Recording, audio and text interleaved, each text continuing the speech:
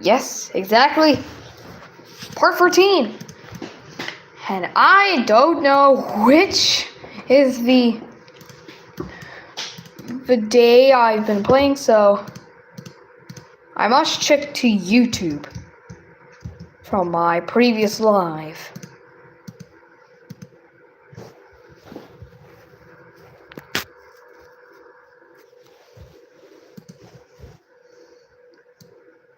What?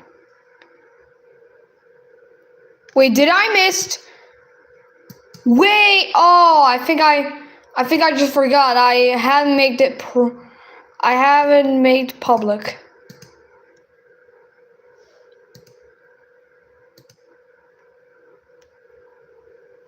Yeah, as you can see here, I forgot that I had private on part 14, so let's make it public.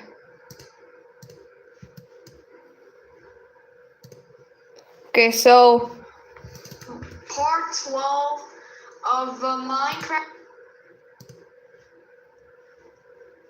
Part 12.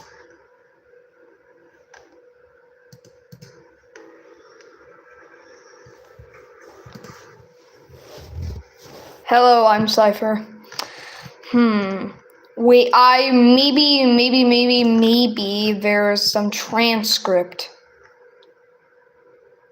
Maybe there's transcript, but unfortunately, I can't. But it's day 80, but I'm going to figure that it is day... Okay, so right now it's day 81, and just like every single part of the game, a part of Minecraft, you can now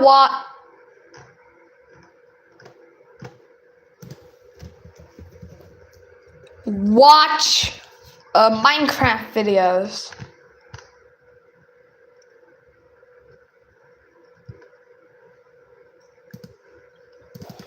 This is billions of blocks, and this is one block. And from this singular block, I'm going to attempt to collect every block in Minecraft anyone would pay.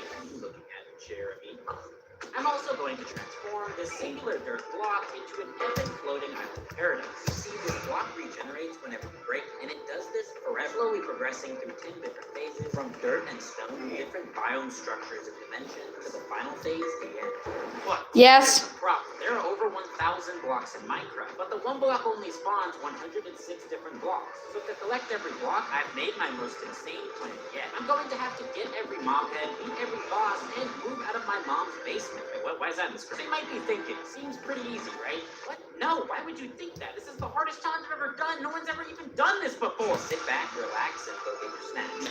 Yeah, Ben the Boss is the first. Days on one block in Minecraft Part 4. On day 1, I was born into this infinite empty abyss of suffering made fun. I realized there was a conveniently existent magical block of text floating in front of me. Unfortunately, I'm illiterate, so that wasn't much help. I then forgot I'm a Minecraft YouTuber for a second and decided to touch grass. Our first block. After inhaling a couple more dirt cubes, I obtained our second block, wood, as well as more undecipherable shapes floating above the one block. I then acquired immense wealth, including 3 new blocks.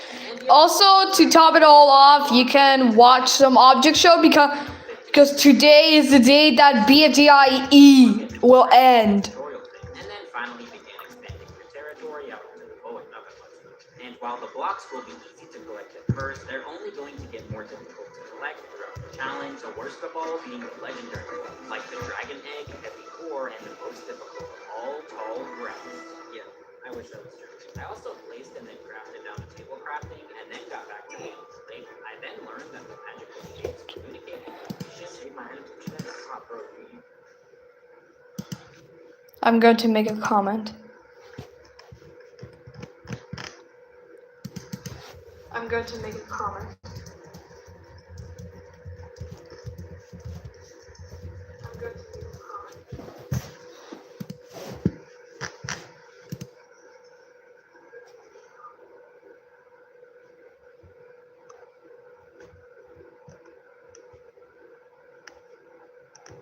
You should be there.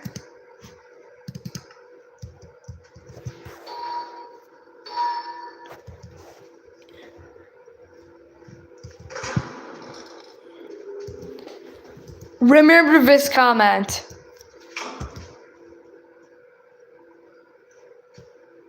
The EXE format is the most famous and most widely used file type in Windows. EXE has existed in all operating systems made by Microsoft, from DOS to Windows 11. These files run directly by the operating system itself, and most executable files in software installers come in this format, like games, programs, and their setup packages. MSI format is the standard package installer. Remember this comment. It was introduced with Windows 2000, and it's still one of the most important file types in Windows. This type of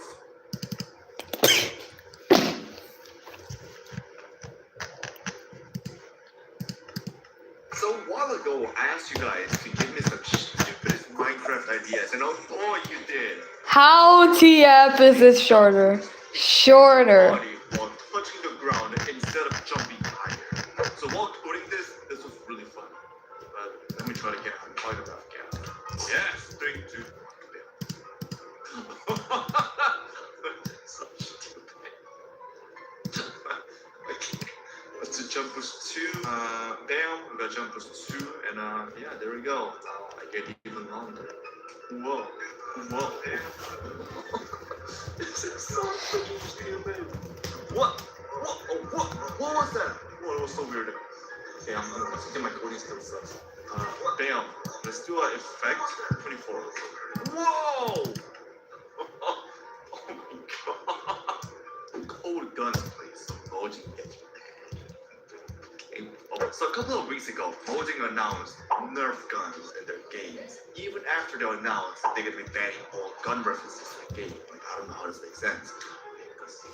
But yeah, that's why I made Nerf guns. I made a typo. It's supposed to be Nerf gun, but I made a typo, a purpose one, and I made it into a Nerf gun. And this is the bullet. So let's see how. This is a Nerf bullet. Yeah, that's pretty. This gun is for nerds. This gun is for nerds. Please don't ban this video, Mojang. This is just a Nerf. Good thing it's not banned. Yeah, we're watching GD.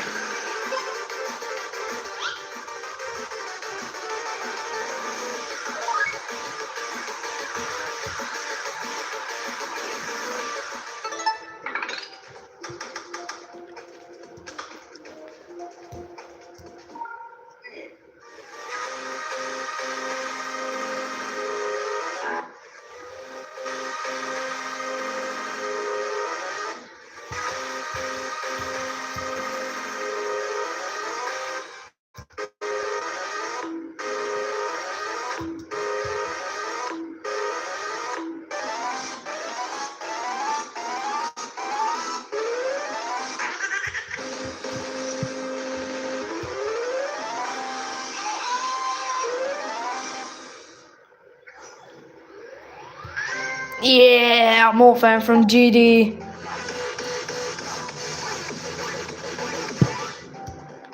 Creator.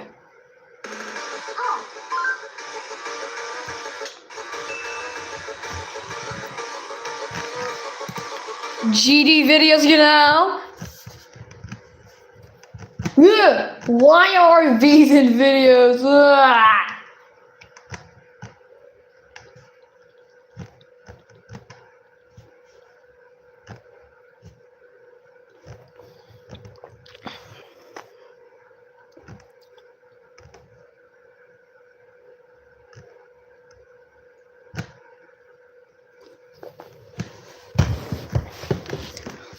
Stereo, huh? What the? Why are these videos? Where are they? Ignore that I watched Jack and Jelly. 10 of the weirdest facts. Okay, I will check ya later. Go to the bottom of your screen and write Haunted Mansion Find Game. You'll find this game. Game number 300. This game here, made by Shedletsky, is the first horror game made in Roblox. I'm not even joking. Now, this game was made in the year 2007, a very long time ago, for a Roblox Halloween event. Loading into his horror game, you can see that, yes, there is clearly a haunted mansion. I'm trying to get through the front door, but oh, no, the front door is not functioning. And there's a back door. Okay, yes, the back door works. What the hell is this? Oh my god. Red room, red room, red room. Yep, this room is very red.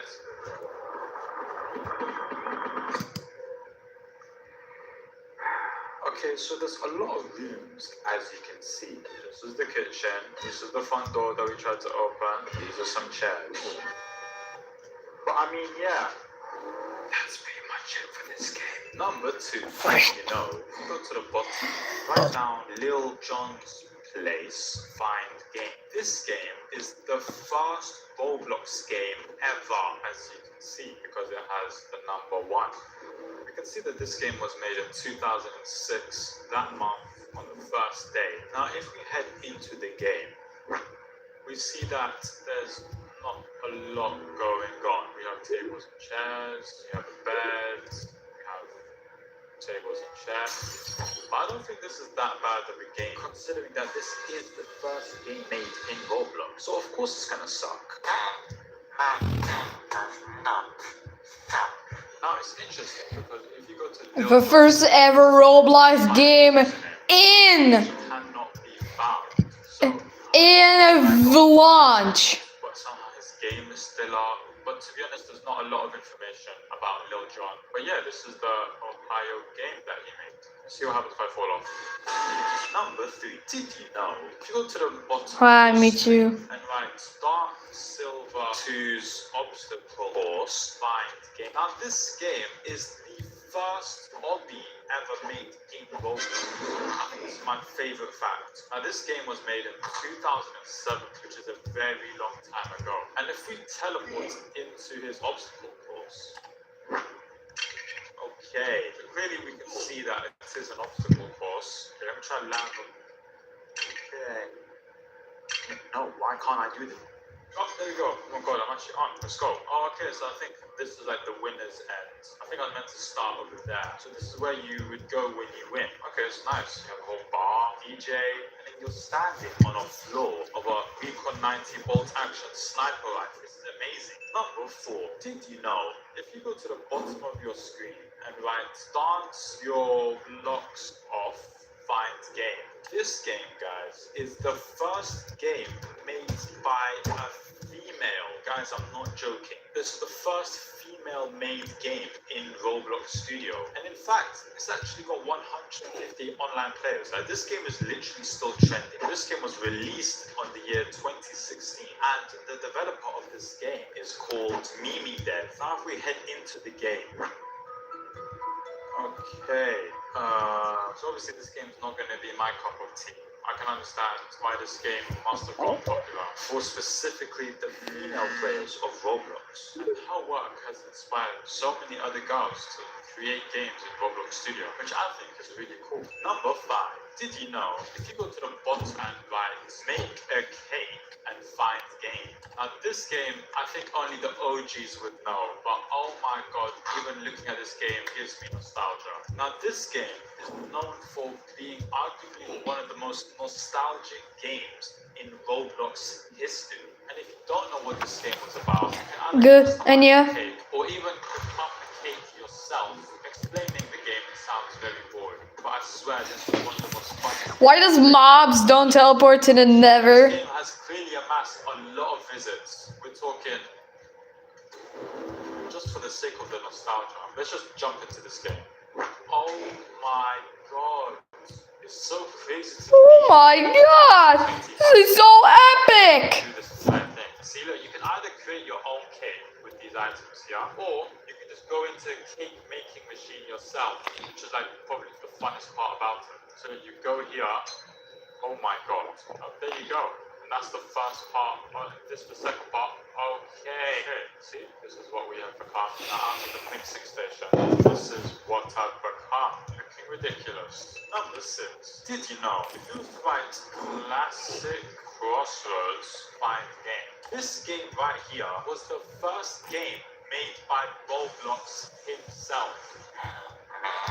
He decided to make this game on Roblox so other people can play. And as you can see, this is the 1520th place made. Now this game was made in 2007, which is literally like roughly when I was born. This game is too old for me. I don't remember playing this game. In 2007, Wow, there's still a lot Mogoblox was born in 2017. famous solely due to its chaos, because back in the early days of Roblox, this game was very buggy. I mean, there was bugs, exploits, cheats all the time. This game was made for that. David Mizuki terribly executed this game, to be honest. But for that reason, it got so famous. Number 7. Did you know? Confined game. This amazing game with, oh my god, the crazy amounts of visits. This game, Flood Escape, was also one of the most trending games back in the early days of Roblox. I used to adore this game so much. I would literally play it every day. Now this game was made by the mastermind Crazy Blocks, who joined Roblox in March 16, 2008. But yeah, he created this fantastic game, and it won the 4th annual Bloxy Awards for the world's hardest level. Yes, man, this was exactly what it was like. You would quickly join these people, and then you would just go up or down. I can't remember. Ah, this is so cool, man. Oh my god. Saying Lord. Basically, if anyone didn't know what this game is about, there's water rising from the floor. But yeah, this was pretty much the game in a nutshell. Number 8. Did you know if you go to the 82. It's day 82 in Minecraft. you will come to another crazy nostalgic game, Hotel Elephant. Only the real OG players would know about this game. Now this game is around the 8.8 millionth Roblox game, and the game was released in March 2010 by a player called Paul Jickle. Now this game is actually still active to this day, and for people that don't know what this game was about, it was basically a giant roleplay game where you could gamble in casinos. Now this game has over 370 million visits, which showed how crazy popular this game was back in the early days of Roblox. Okay, let's teleport into the game. Oh my god. It's crazy people are still playing this game to this day. Let's take room number 1. If I'm correct, I think that's a barber shop. I'm not even joking. You have to take a boat to get to the barber shop. Give me a boat, please. Buy the boat. I've got no money. How am I gonna get there? Do I just swim? Oh my god, let's go. I've got a jet ski. Why do I look so weird? What the hell? Oh, it's a clothes shop. Oh, okay. Okay, let's try go back. Number 9. Did you know if you go to the bottom of your screen and write find game, you will come to this game. Now this game is this game has the most dislikes ever in Roblox. This game has amassed over 87 million visits, and it does have 65,000, about 207,000 dislikes. That's a lot of this. This game was made by the Roblox developers themselves. And if you didn't know, this was actually a Roblox event where people could hunt loads of collectible eggs and in return get UGC items such as hats and just a bunch of other accessories. Do I look hip? Do I look hip, yo? What's up, yo? But no one liked this event, because if you hop into the game, a lot of people felt that this Roblox game right here felt rushed, and that there was just too few Roblox developers actually working on this game. Apparently, that majority of this Roblox game was actually AI generated. And what the hell? The like to dislike ratio got so bad that people were literally calling it the 2018 Roblox YouTube Rewind. As much as I feel bad for Roblox, this game was truly a flop. Number 10. Did you know if you go to the bottom of your screen and write 1 to this number here, you will land at the game none other than Grow a Garden. I'm lost for words in this game. Ladies and gentlemen, the amount of active players this game has had. Take a guess. No, don't take a guess. A, B, or C? C. Which one? C. Well, if you picked C, then you're correct. The answer is C. No, it's not. It's D. Yes, D? Grow a Garden has reached 80. It's E. 21 million play. How? I don't even think there's that many people on Earth. Just to give you an idea. It's less than steal a brain rot. Takes second place for the amount of active players on a game. Now, when you compare that with Roller Garden, let me zoom out. Oh, okay. There we go.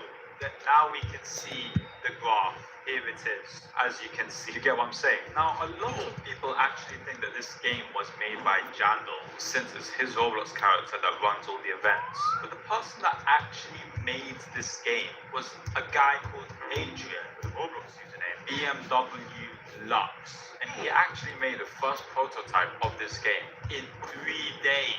How did he make this game in 3 days? And Adrian, he's 16, very young. He has a 50% ownership of this game. But yeah, honestly, good job, Jandal, and good job, Adrian. 10-10.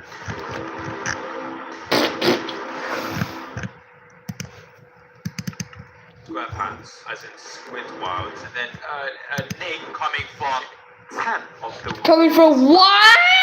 Roblox game. Number. I dare you that every Roblox game doesn't exist.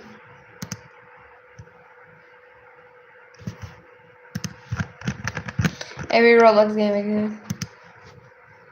10 of the weirdest facts in every Roblox player. Every Roblox player just disappeared. Left and writes MIGWARD find player. You get the player name.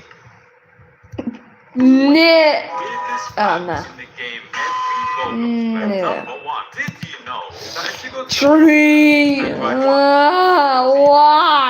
and find player, this guy has one of the rarest names in Roblox. Since he's only got 4 digits and no letters.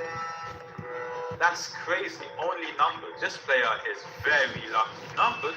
Did you know that if you just come from spawn and go all the way... I'm going to stop live streaming when you completely watch the final episode of I'm BFDIE. not even joking. The N-word. Literally the N-word. N-word with a hard R. And it's funny because he didn't actually get banned because of his username. He got banned because he spelled out his name letter by letter in the chat whilst playing Murder Mystery 2. Apparently everyone in his Murder Mystery 2 lobby quickly reported him. All those reports coming to Roblox gave Roblox no choice but to ban him. And somehow his name was accepted as a username by Roblox, which is very, very sus. I don't know how he was actually able to create an account with that name. And as of right now, the person that made this account's skin color is completely unknown. Let's hope it's not white. Number 3. Did you know, top left, Greg, did you know that Greg was actually banned because of his name? And you might be thinking, what's wrong with his name? I mean, it's not like the last guy's username that started with an N. Roblox banned this guy because apparently you cannot create an account with your username that is your actual name, like in real life. And silly Greg, named Greg, decided to also create his account, naming it Greg, and thus Roblox banned it for that. I don't know how Roblox managed to find out that the owner of this Greg account is named Greg. I don't know how Roblox figured that out, to be honest. That's actually kind of suspicious. Roblox is a little bit sus. Number 4, top left, AL Alpha Roblox, player 1915.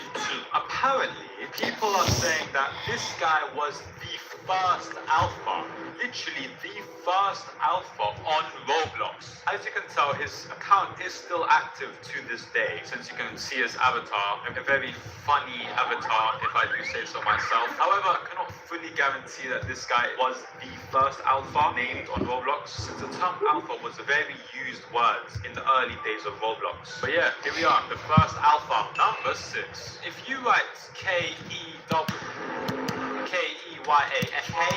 the 4,332nd player, is one of the only accounts that has his actual name in it that isn't banned.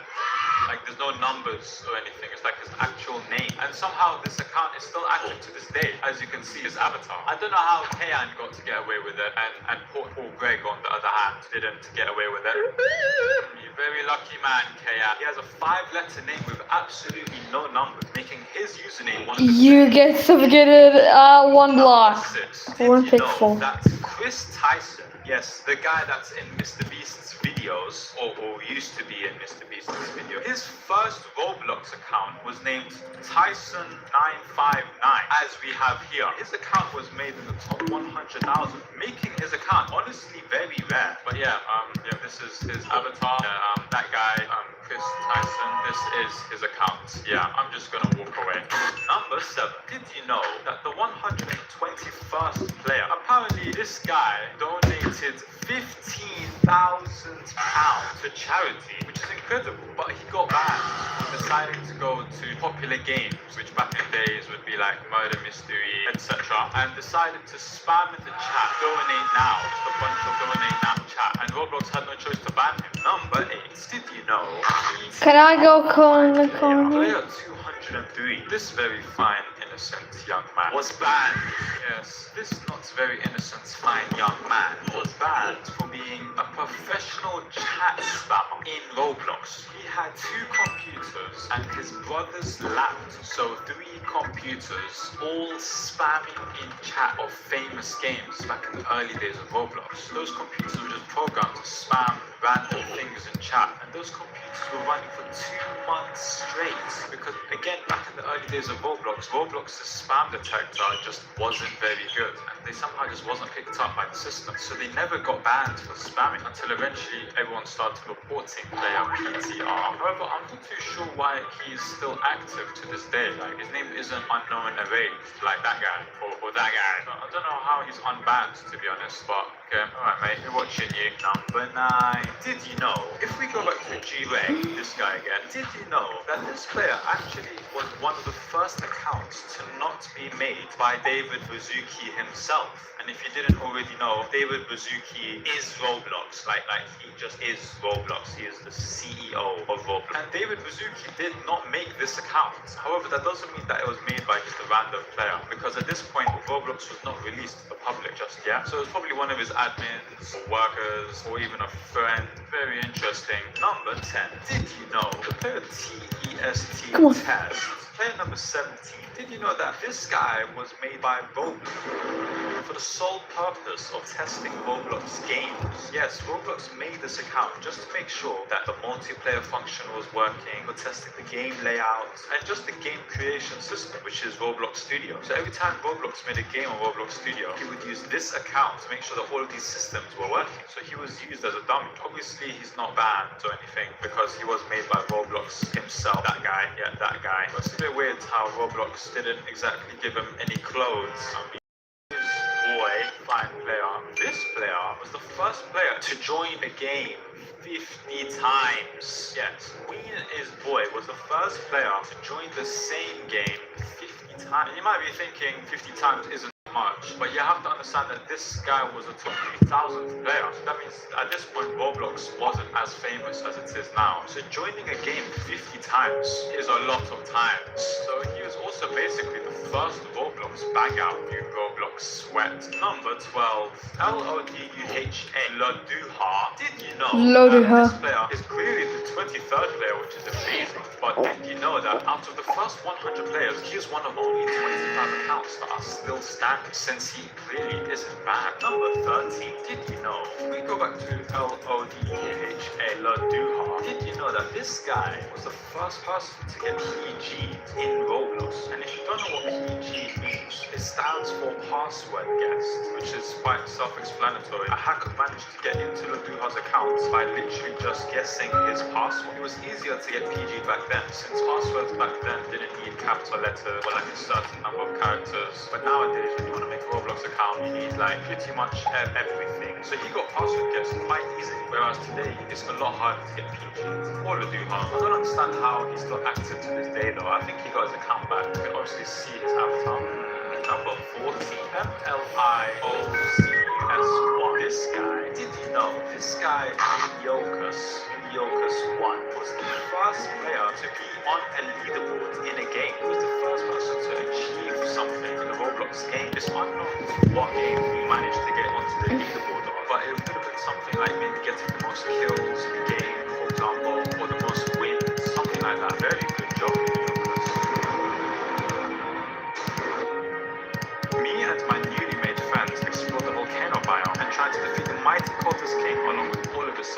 and some of us even got married, all in 1990 the first. Okay.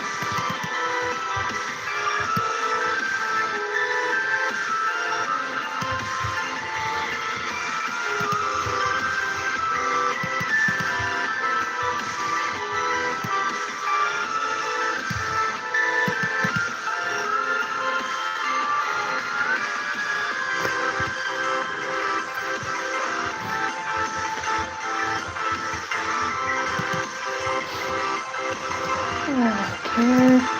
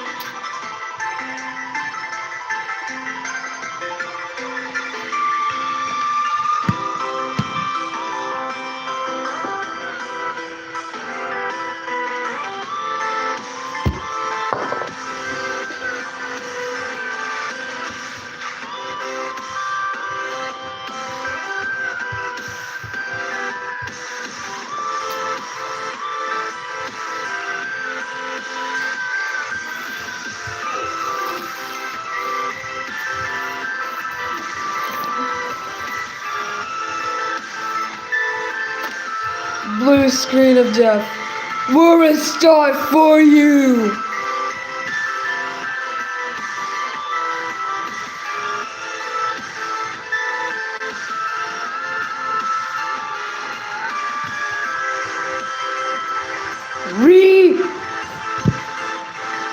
There's no way I can handle it. Wait, I can handle 256 megabytes. It's unbearably slow.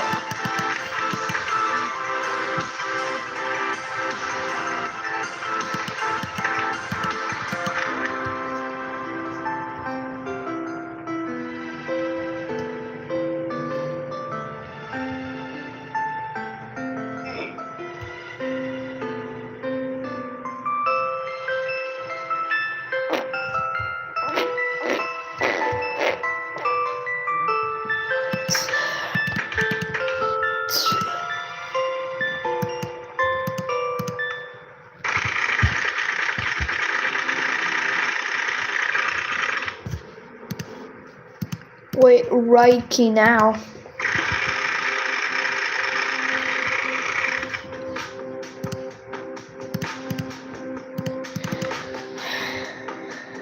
It shows the menu.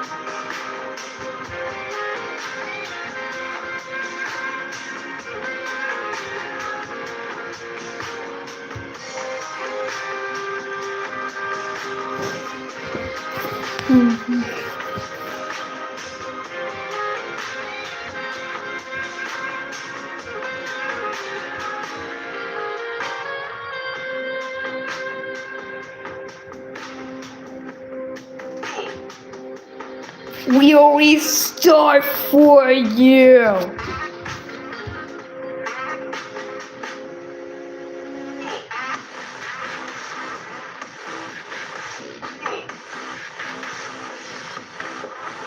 Wait, 260 megabytes?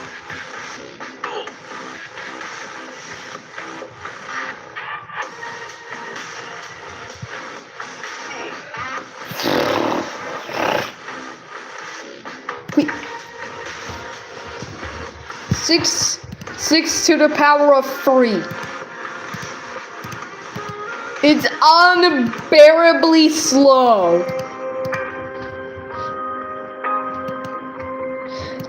Like, damn it! Why did I place?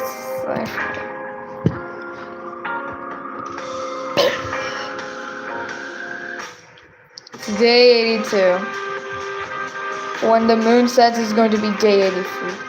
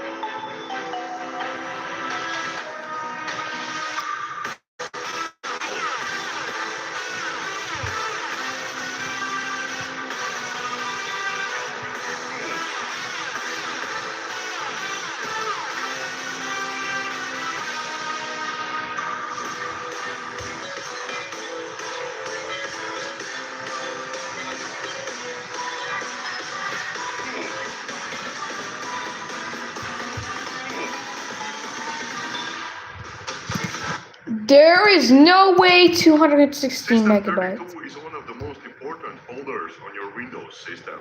But what would happen if you were to delete it? Today we're going to delete System 32 on every Windows version.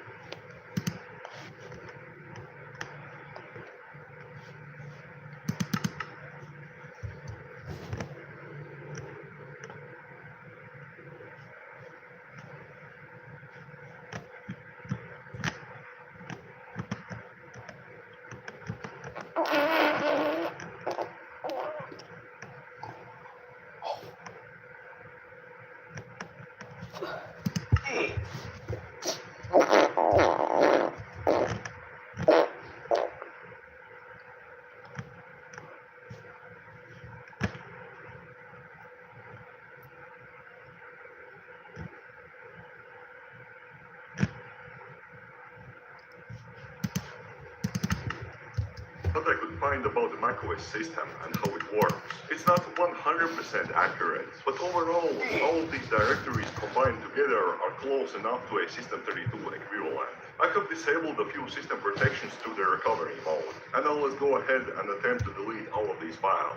I typed in my password and the deletion could begin. However, immediately we find out that we can't delete it.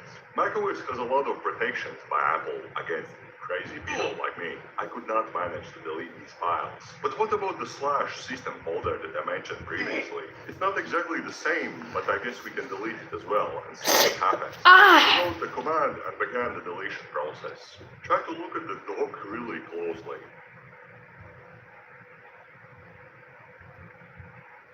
macOS is gone.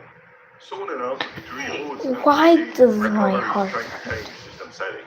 Authentication is required to verify a startup disk. macOS is just done at this point. It needs to be reinstalled. So that's what happens. But now, can you do this on Ubuntu Linux? You can do everything on Linux. The equivalent of System32 on Ubuntu would be split across multiple directories. My research estimates that something like this, all combined together, would be a pretty close equivalent to System32.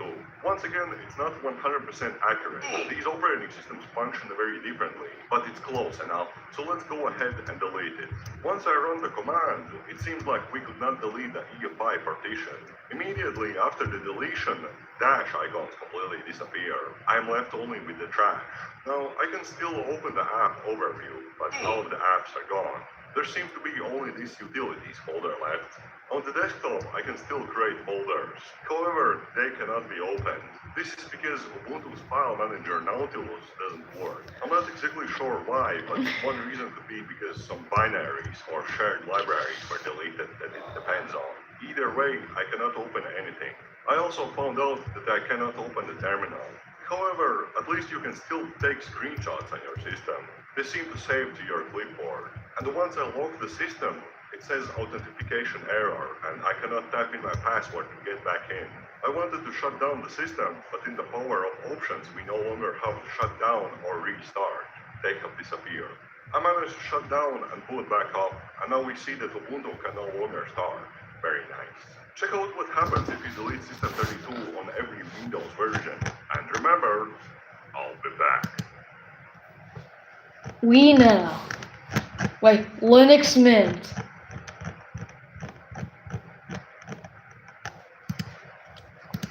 How much RAM? I'm back in a sec. I'll be back in a sec. They will go from 8 gigabytes of RAM all the way down to 256 megabytes of RAM. That's gonna be very cool. These are the system specifications I'm going to be using for this video. I have also turned off swap on Linux Mint so that we are running purely off of RAM. We are now on 8 gigabytes of RAM, as can be seen on the system monitor. This is a pretty standard setup. Everything on the system works just fine, and there's not much to talk about here. So let's drop it down to 4 gigabytes of RAM. System monitor. We have swap disabled and we are on 4 gigabytes of RAM. So let's say I want to browse the internet and I want to draw at the same time. I want to compress something. I want to use LibreOffice, the software manager, to install new applications. And I also want, what else? Draw LibreOffice. I'm back. 68%. Let's say we need a lot of... I saved my phone. We really... The CPU is going crazy, of course. The RAM was almost full. I proceeded to open even more Mozilla Firefox tabs. The RAM usage was 97.5%. Yet the system was still really functional. We can still draw. Kind of. It's laggy, of course, but you can draw. The more programs we open from this point onward, the more it feels like walking on thin ice. However, right after that, one more Mozilla Firefox tab opened, and that has caused the system to freeze. Now Linux Mint is done, and it doesn't work anymore. I also could not shut it down. I had to force quit. But now, let's drop it down to 2 gigabytes of RAM. We can see that we are on 2 gigabytes of RAM into the system monitor. Let's just go ahead and open programs. So we have a bunch of Firefox tabs open. Let's open up more. LibreOffice Draw, Impress. Linux impresses me. It doesn't seem like there's much different effect from 4 gigabytes. It's just that the RAM fills up faster. I soon realized that our system has froze up this time much sooner. So I guess now we have to drop it down to 1 gigabyte of RAM. We see the cursor, but there's nothing else. Wait a second, what is this? After some time, the system just shows us into the login screen. If we log in, there's again the black screen. I'm guessing this is because with 1 gigabyte of RAM, it's not enough to load the cinema graphical environment, especially with no swap enabled. So it just fails and shows us into the login screen. But at least we can still access the terminal. When trying to log in, I got an error. Eventually, I got in. As we can see, we are on 1 gigabyte of RAM. So this is the best we can do with purely just 1 gigabyte of RAM. I decided to turn on swap from this point on and see if that makes it any better. Now we are booting up to 1 gigabyte of RAM plus swap, and this time it works. As we can see in the system monitor, we have swap enabled and memory usage is almost full even when doing nothing. What can we even open? It can handle a few Firefox Firefox tabs, maybe. On top of like 3 Firefox tabs and the system monitor, I opened LibreOffice and one more application. That was the breaking point. Linux Mint is now frozen and we cannot do anything anymore. But now, let's try booting up with 512 megabytes of RAM with swap turned on. We quickly find out that the graphical environment cannot load either, so we have to use the terminal. This one still works, and we can see that we have 512 megabytes of RAM. I guess there's not much else we can do here. Last but not least, what if we were to try to boot with 256 megabytes of RAM with swap enabled? When I try to start the system, we are immediately taken to the bootloader menu. If I try to boot, we soon find out that the bootloader can't even load the kernel at this low RAM. If I try advanced options and starting from there, we get an error that the CPU has been disabled by the guest operating system. So Linux Mint Cinnamon cannot start with this low RAM. Check out this video on how much RAM do you really need to run Windows 11. It's exactly 216 megabytes. These are the system specifications that I'm going to be using. I also disabled the page file for this Windows machine. So for this whole video, we are going to be using only physical RAM with no swap usage. So as you can see, we have the system running on 8 gigabytes of RAM currently, which is a pretty standard setup. Of course, everything works fine, and I guess there's not much we can check here. So let's shut down and reduce the RAM to 4 gigabytes. I changed it down to 4 gigabytes of RAM, and this is what Microsoft has actually written as minimum requirements for Windows 11. Right off the bat, if we open up the task manager, here we can see that Windows 11 eats up about 50% of the 4 gigabytes of RAM already, not even doing anything in the system, which is I guess normal. And the CPU usage seems higher than usual as well. Using the system like normal doesn't show any noticeable differences straight away. However, if you push it a bit further and open multiple applications on Windows, that's where Windows starts to struggle. We have about 5 programs open and none of them are actually loading. CPU is working hard. If you are using like 1 or 2 programs at a time, then Windows is usable. If more than that, then you might notice a lot of issues. Now let's drop it down to 2 gigabytes of RAM. So let's wait for it to load. Now in the task manager we can see that it's 2 gigabytes of RAM. Memory usage is pretty much maxed out. So let's just keep this one right here and let's open some applications. Microsoft Store took a while to load and I thought it would succeed, but then it crashed. Alongside other programs, I tried opening Microsoft Edge, but it refused to open. I tried once again, but that just messed everything up. Microsoft Edge is not responding. It's gonna report it to Microsoft. And it has seemingly broken our desktop because the wallpaper has disappeared and we cannot do anything on the desktop at all. Let's see, what does it say? Windows Explorer, restart. And we're back.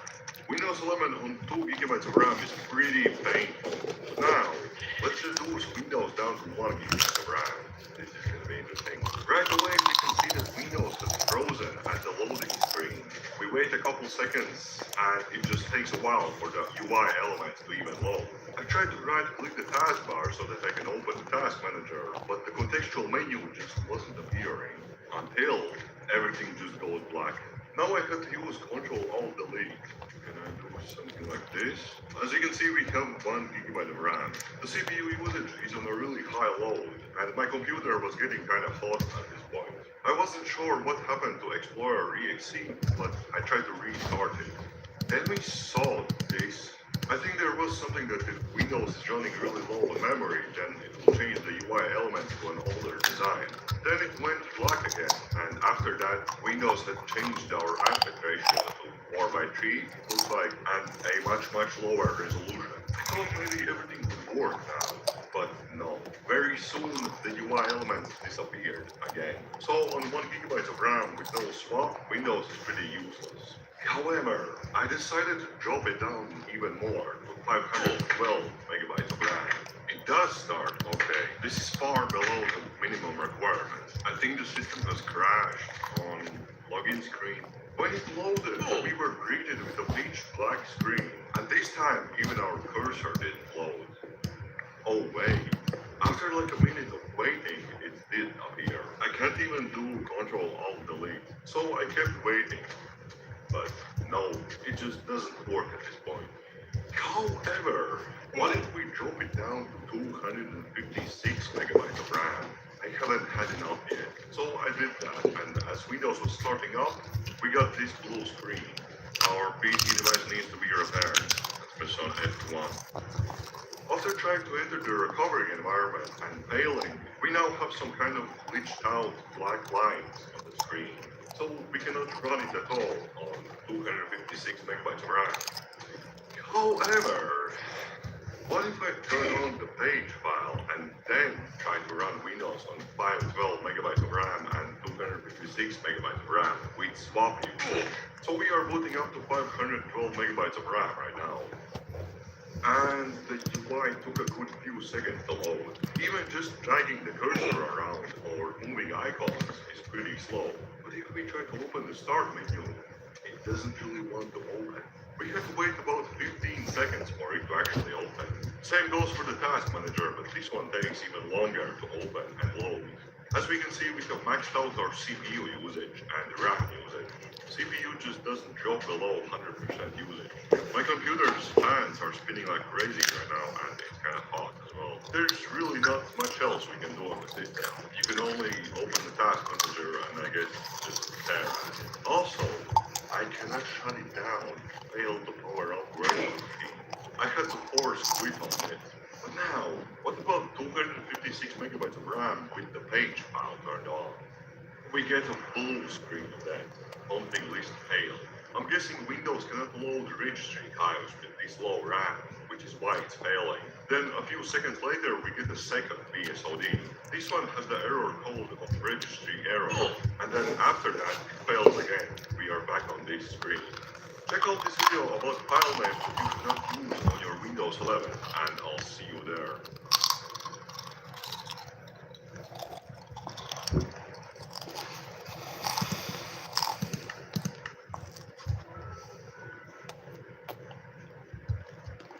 Alright, we are back on Windows Vista. Why are we back? Well, because I want to do the RAM experiment that I did in Windows XP as well as Windows 7 on this version of Windows. I've been wanting to do it on Vista because it is known to be a very laggy and resource-intensive version of Windows. So we're going to test the theory out today. We're going to see how much RAM it really needs to run and what is the borderline that it won't run under. And we're also going to see how that compares to Windows 7, because we did test that last time. I believe the lowest amount was 180 something megabytes. So today we're going to be seeing if Vista can go any lower than that. And also, you guys mentioned in the comments of the Windows 7 video that you wanted to see me pull up the task manager more, so I am going to be doing that in this video. So we have it pulled up right now, and you can see that in idle it is using about 443 megabytes of memory. So yeah, you guys wanted to see this info every time, so I'll definitely do that this time. And as always, today we also have a lightweight version of Windows Vista, which is called Windows Vista Lite, simply. And this is an ISO of just 500 megabytes, which is amazing. A bunch of unnecessary things have been removed. So later we're going to see if this runs any easier under lower memory sizes. And also for Windows Vista, the minimum requirements are 512 megabytes of RAM. So basically any lower than that is going to be considered a success. And I do believe that it is going to run on lower than that, but we'll see. Okay, so let's get started with the experiment.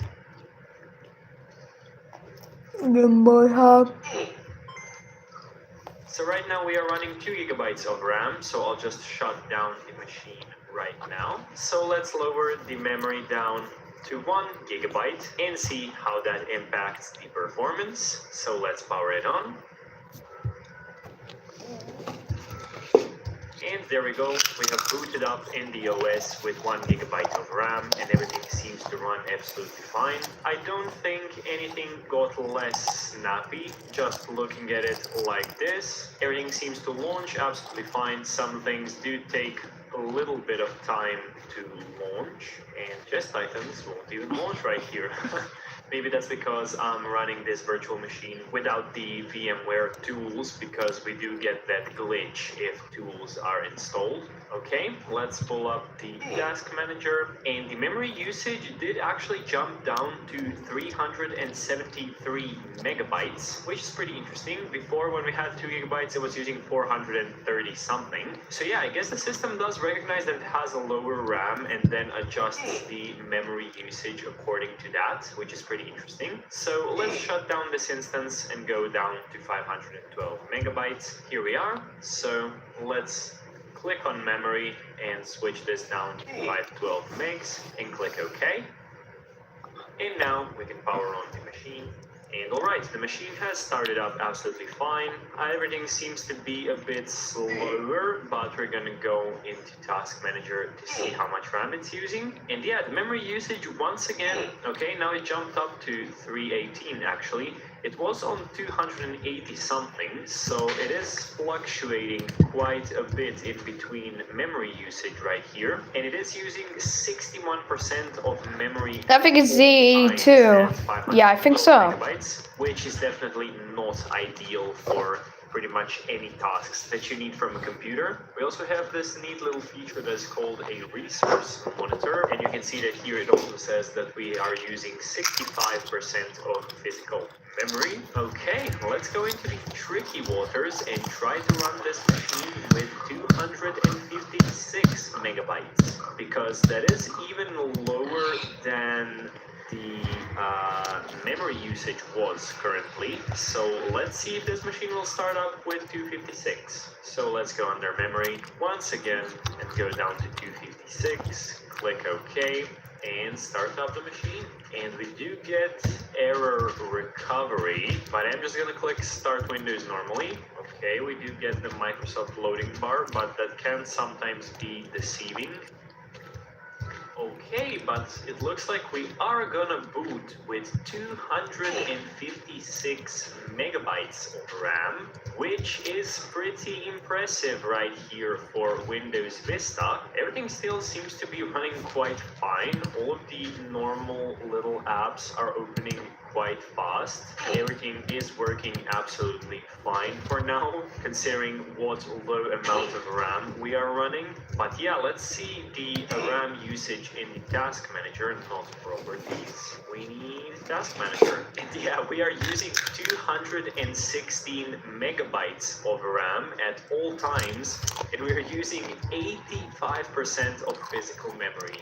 Yeah, that is really not great. Okay, let's see if this can go any lower. I'll set a new value of 192 megabytes, because I believe that was the lowest that Windows 7 would start up with. So let's shut this machine down and we'll see if it will run with 192 megabytes of RAM. So we're gonna go over to memory here and let's do 192, and I'll click OK, and let's power on this virtual machine. And we once again get the Microsoft loading bar, and we get the blue screen of that at the end of that loading bar. It flashed for a second. Let's try to start it one more time, but I don't think we're gonna get it started this time. Yeah, we get it once again. Alright, so let's shut down this machine, and I'll try to set it at what the RAM usage was when we were on 256. Day 83. So it was somewhere around 216. Is that an available amount? Yes, it is. So let's try to set it to 216 megabytes and see if it will boot with that. And we'll hit Start Windows normally on this.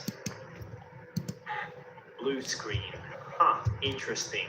Okay, so let's go up to 224 and see if the machine will boot. Yes, it will boot with 224. Nice, so we are booted in the machine with 224 megabytes.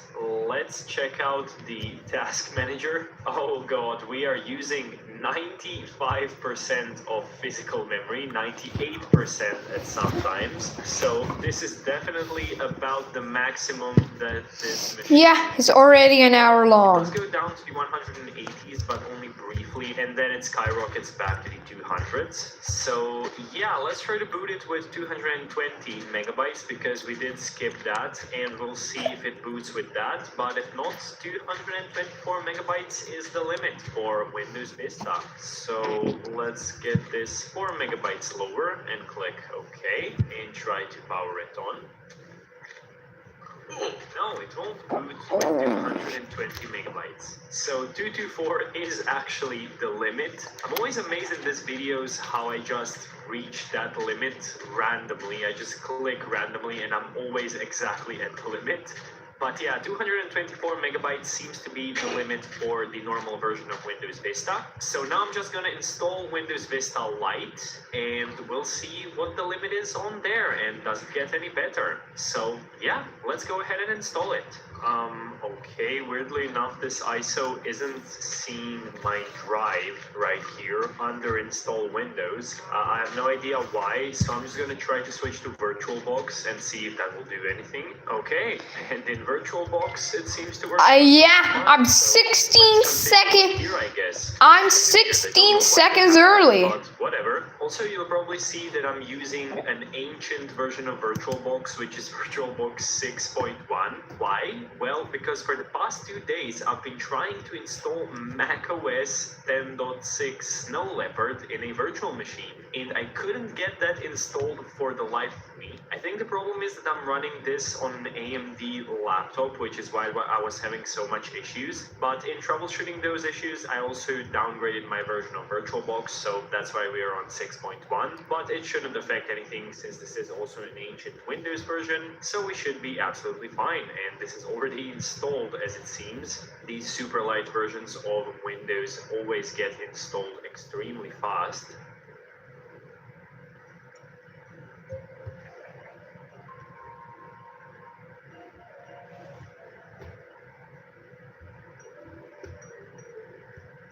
Okay, and here we are on Windows Vista Lite, and this is the highest resolution that we can get on VirtualBox without any drivers, so I'll be filming like this from now on. I installed this on 512 megabytes of RAM, so let's see what Task Manager tells us about performance. And yeah, this one has a memory usage of only 234 megabytes when we have 512 engaged, which is pretty good. So let's just go down to 224 right away, which was our last minimum, and then I'll basically see where we can go from there. Can we go any lower, or can we go much lower than 224 maybe? So here we are in our VirtualBox settings. I'll just lower the megabytes down to 224 and click OK.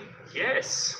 It looks like it will boot without any problems on 224 megabytes of RAM, and it booted very fast. It booted in pretty much 10 seconds, which is pretty incredible. So let's check the Task Manager right now. And yeah, and now we are only using about 75% of physical memory at 224 megabytes. So that definitely gives me an idea that we can go lower on this version of Windows. You can also see that much less processes are running on this lower weight version of the OS. So yeah, that is probably why. So let's shut this machine down once again, and I'll try our Windows 7 minimum, which was 192 megabytes next. So let's lower this down to 192 and see if it will be able to boot with that amount of memory. Oh my god.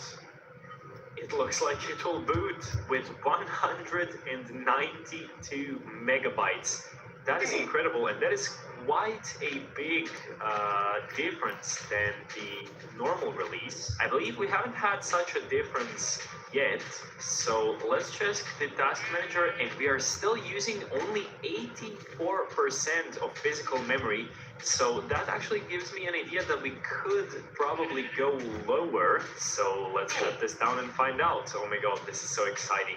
I don't know, 172? Is that an alright amount? Yes, it is. Let's try 172 megabytes and see if we'll be able to boot with that. And it looks like it will boot even.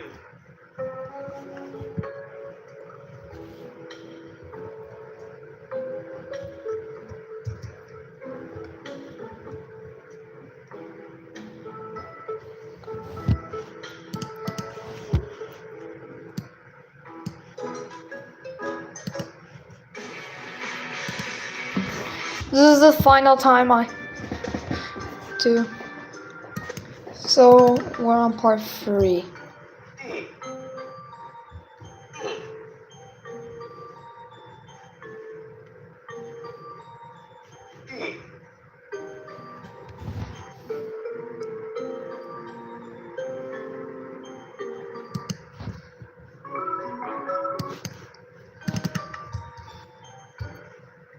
I know if we watched it.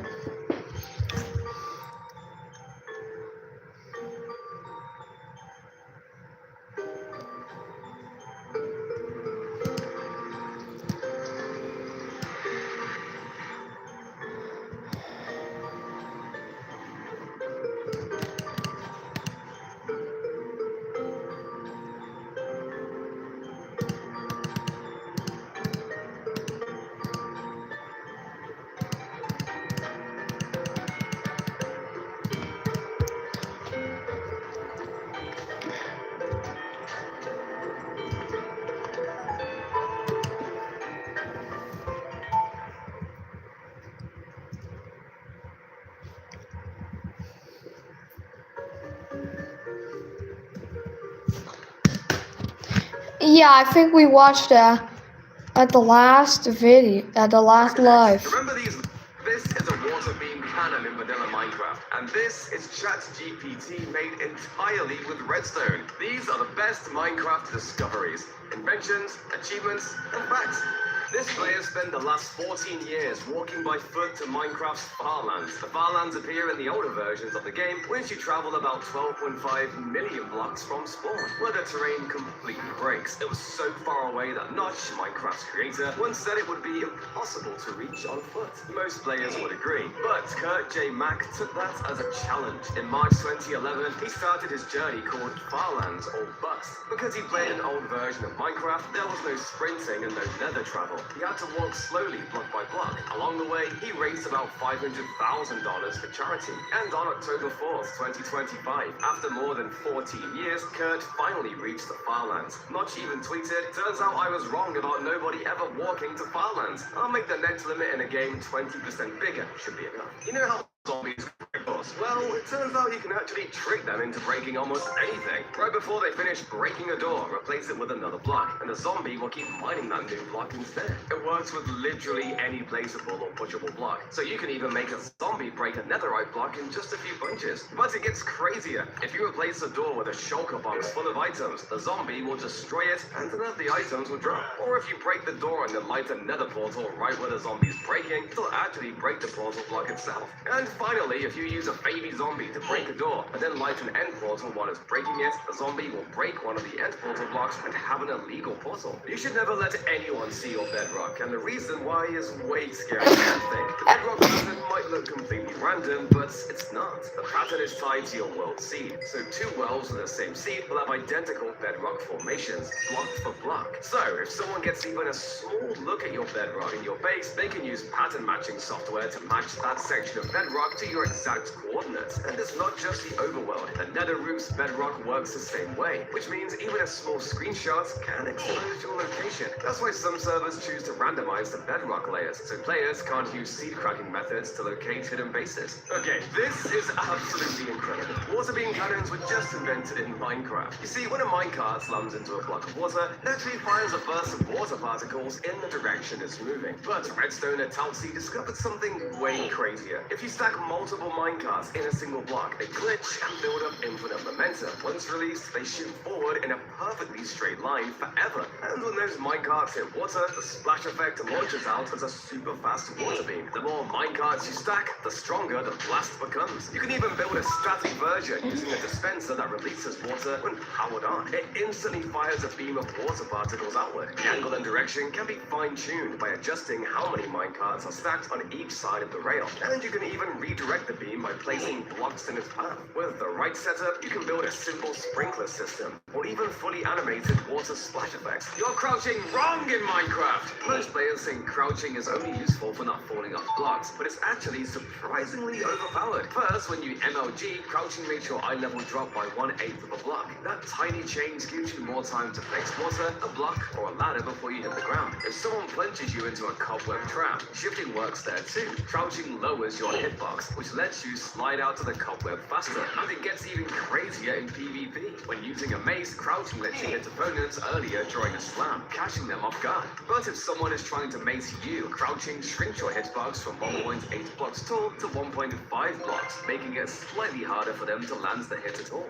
Take a look at this stronghold. It's the largest one ever found in the entire game. This thing has layers upon layers of hallways and rooms, totaling 720 rooms, 246 iron doors, 236 wooden doors, and 776 iron bars. It's basically a stone labyrinth. The stronghold was discovered by seed hunter Dam Duck, and to show how ridiculous it is, he dropped his friend into one random room and told him to find the portal. It took 11 minutes just to escape the maze. This isn't a normal stronghold, it's a speedrunner's worst nightmare. This is Minecraft Ultra Flats, and the way it was created is incredible. Every single structure in the world is only 1 block tall, including the end dimension. It was made by YouTuber Nuba, who took trees, ruined portals, shipwrecks, villager outposts, even villager houses, and rebuilt all of them as 2D versions of themselves. Once every structure was flattened, he painted them across the landscape to create a natural looking world. But this wasn't just decoration. The world had to be beatable. So he built a 2D stronghold using slabs inside the walls to give each room just a tiny bit of depth. And yes, even the end dimension was flattened with 1 block tall obsidian pillars and a paper thin island. This entire 2D world is absolutely beautiful.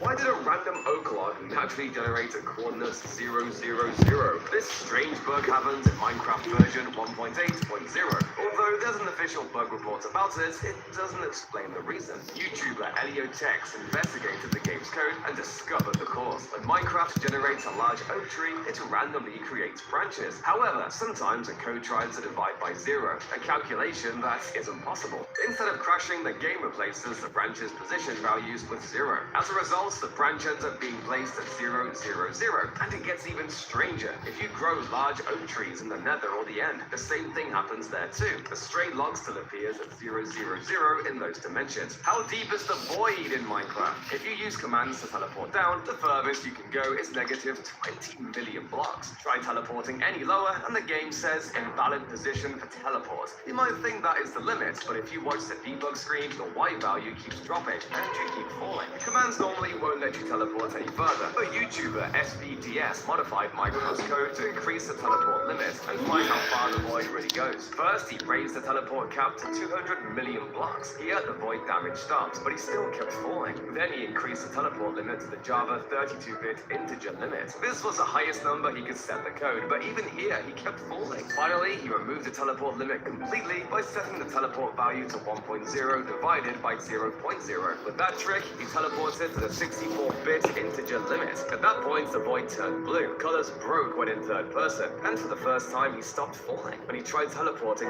even lower, the game would just crash. So the void goes all the way down to 64-bit integer. Nobody realized you could use villagers as wireless redstone. I'll be back. You know how villagers get jobs from workstations like composters or smithing tables? Well, each workstation can only be linked to one villager. Once a villager locks onto it, that slot stays taken, even if they're thousands of blocks away. No other villager can use that workstation unless the original one dies, and that small detail is the key to the craziest redstone trick. Let a villager link to a composter to become a farmer, then take that villager far away, even millions of blocks if you want. When you're ready to trigger your system, just kill that farmer. The workstation slot instantly frees up. Another villager nearby will claim it, and when they start using the composter, an observer detects the update, sending a redstone signal. It's literally wireless redstone powered by villagers. Just make sure you've got an ender pearl stasis chamber nearby to keep the chunk loaded. No, this is the rarest block in Minecraft. To find it, you first have to look inside a woodland mansion, one of the rarest structures in the entire game. Most players guess infested cobblestone. It's true that this block only shows up inside mansions and only in the secret room called the fake end portal room. But that room actually spawns 24 pieces of infested cobblestone at once. Some people say it's the diamond block. And yes, diamond blocks can naturally generate in two mansion rooms, the lava room and the obsidian room, both extremely rare. But they still aren't the rarest. Sea hunter Damn Duck scanned over 100 million woodland mansions and found the rarest naturally generated block is the trapped chest. It appears only once inside that same fake end portal room, and it's the only trapped chest that naturally spawns anywhere in Minecraft. This is absolutely insane. A working projector was just built in vanilla Minecraft, and it runs mini games too. Thanks to Minecraft's new vibrant visuals, shadows can now be cast from the sun. Most people think that shadows only cast downwards from the sun. However, when the sun is setting, the shadows can actually be cast onto a wall.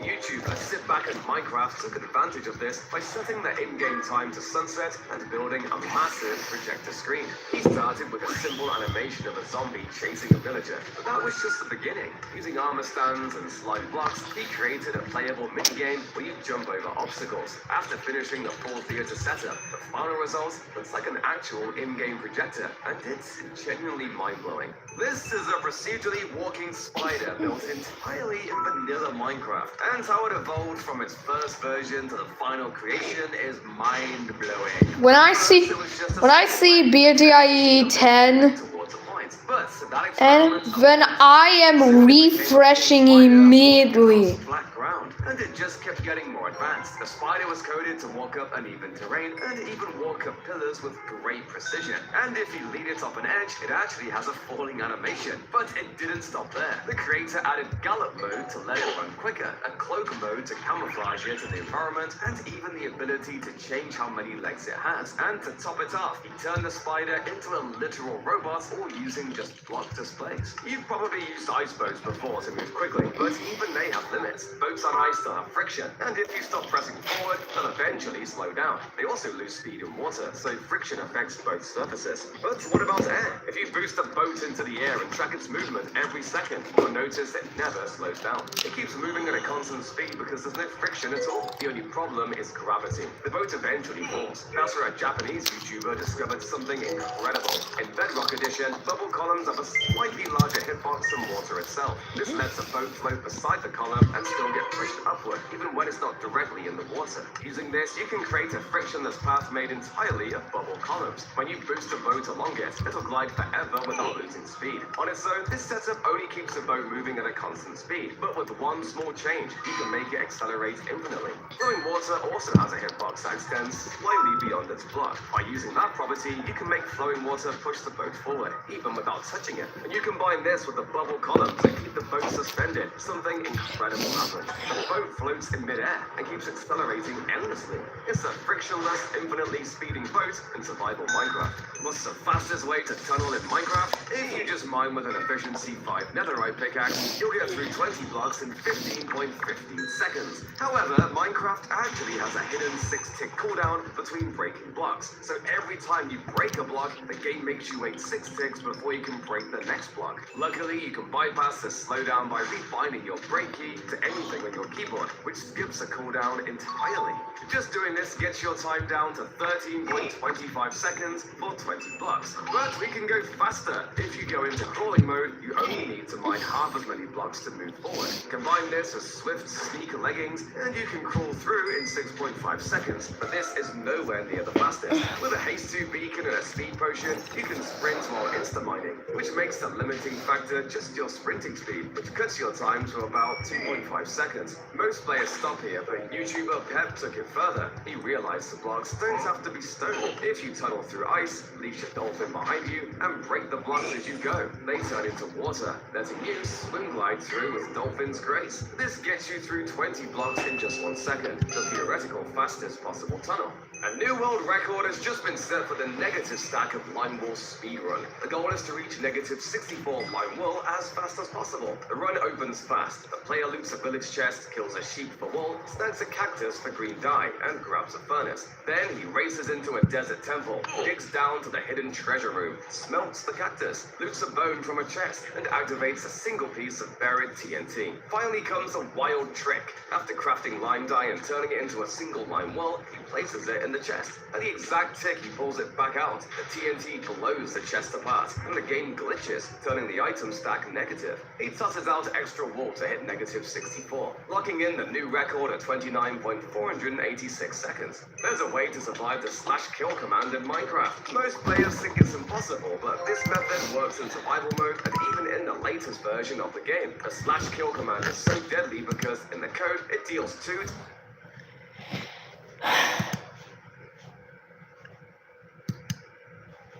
Nick. We all watch YouTube videos every day, but sometimes the comments section is even 83? because no matter what video you watch, you Yeah, it's I think it's day 84. Number Oh yeah, day the 84. first.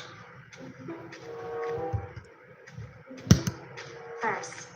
Well, I guess this person is first. Congrats on being first. First. No, you are not first, I am third. No, you were 14. I am third. Okay, I get it. Congrats to everyone.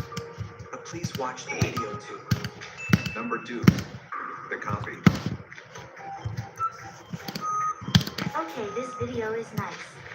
I have to comment something original. Hey, amazing video. I love the ending. The girl on the video was pretty. I absolutely loved her. It made my day. Hey, amazing video. I love you. The girl on the video was pretty. I absolutely loved her. It made my day. Wait, did he just copy my comment? What the heck? My comment barely got 3 likes. This doesn't make any sense. Number 3, the pinbait. I am excited to see what people think about my video. What is pin me? Okay, My mom said it's my turn to get pinned. Bruh. I heard if you say a creator's name 3 times, you get pinned. Can I get a Please pin? pin me. Pin. Can I get a Please pin? pin me. Pin. This is subs and this is comments. Number 4, the bots. Oh wow. I got so many nice comments today. Let's scroll down to see more comments. They're just straight up bots. Wait, what? Message me on Instagram. If you message me, you get instantly rich. Free $1 million for you all. Hey, okay, stop you. You are just a bot. Get away from my comment section. Number 5, the admirer. They are usually the loyal fans. Bro never disappoints. Legend has uploaded again. Best YouTuber I have ever seen. Your videos make me happy. And honestly, every creator loves them. It feels good to see such positive energy. Number 6, Yeah, that's what we want. they are the opposite of admirer. They blindly hate on everything. This video is trash. Who watches these? Even my videos are better. I am way better YouTuber. Then when you check their profile, they don't even upload videos themselves. They just travel around YouTube spreading negative energy. Number 7, What? the like farmer. Let's check the comments on my recent videos. Like if you're watching in 2026. Like if you love your mom. Like if you breathe oxygen. Bruh. Okay, stop asking for like on everything. It's useless to do it. Maybe comment something original. Yeah, I think you're. Otherwise, just I ask think for the likes girl on was right. Thanks. You are so right. These are the people who agree. Number 8, the verified. Sometimes, out of the middle of nowhere, a verified person comments, and it becomes a historic event. Everyone goes crazy. Number 9, the judgmental. They usually judge everything, every tiny mistake. This person posted a video. I have to watch it at least 3 times. Point out every tiny editing mistake. Okay, found one. Hey, you mispronounced the word 3 minutes and 14 seconds of the video. You used the wrong color. 3 seconds of your video is badly edited. Like, relax, bro. This is just a YouTube video, not a final exam. Number 10. Yeah, I think so. They usually write comment way too long. You scroll and scroll and scroll, but it never ends.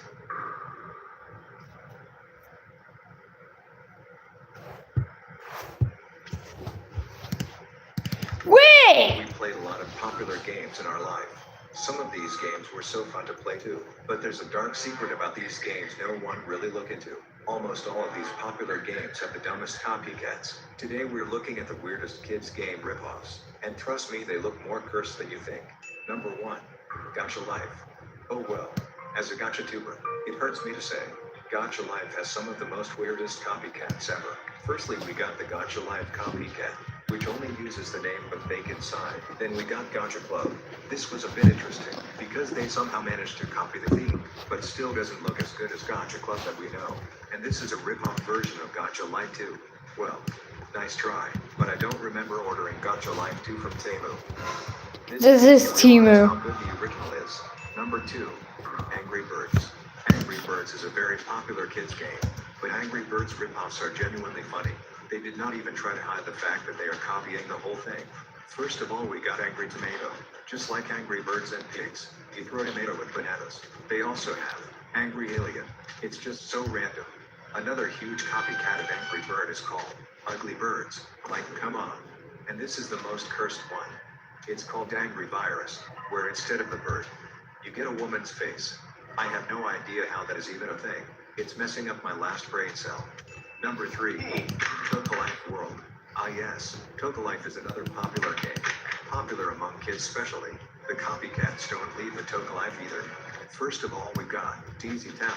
Well, this game is very similar to Toka, except the characters look more human here. Not chibi like Toka.